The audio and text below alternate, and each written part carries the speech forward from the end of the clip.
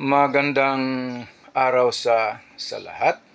The YouTube channel of the Fraternal Order of Eagles, Limbas Law Corner, is back to once again render public service in the field of law, or yung aming pagbabahagi ng kaunting kaalaman sa larangan ng batas para sa sambayan ng Pilipino, brought to you by the Limbas Marangal Eagles Club of the Eastern Rizal Region 2 sa pamamagitan ng inyong lingkod na isa ng mga abogado at isang profesor sa maraming law school sa ating bansa. Okay, anong topic?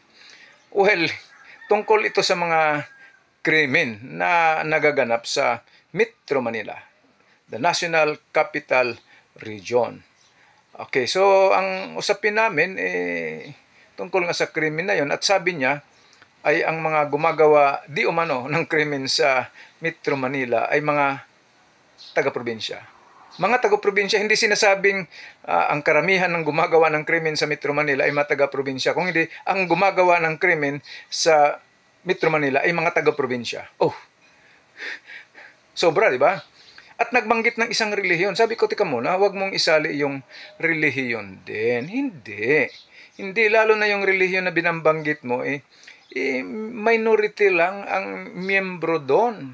Hindi ako miyembro ng relihiyon na yon, pero ipagtanggol ko yung relihiyon na yon sa sinasabi mo. Ipaglaban ko sila sa sinasabi mo. Sabi, huwag.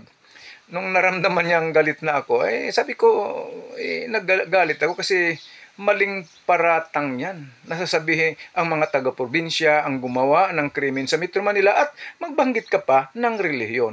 Huwag tayong ganyan. Huwag nating sabihin mga taga-probinsya, hindi. My goodness. Ang di gumagawa ng krimen sa Metro Manila, yung naninirahan sa Metro Manila, right? At ang iba, relihiyon, walang kinalaman sa relihiyon ito. Huwag nating ibilang ang relihiyon dito. Ma-offend, masaktan ang grupo ng mga religious group na ito. Na although, ulitin ko, I do not belong to the religious group, pero ipaglaban ko sila. Huwag natin silang pagbintangan ng ganun. Hindi tama.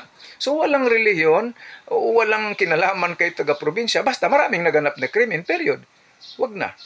Pero naramdaman talaga niya na umuusok na ako sa galit. Sabi ko, natural, kasi ako'y taga-probinsya rin.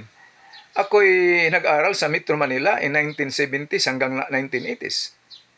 At naninirahan din ako sa Metro Manila hanggang 1990. At January 1990, wala na ako sa Metro Manila, sa lalawigan na ng Rizal.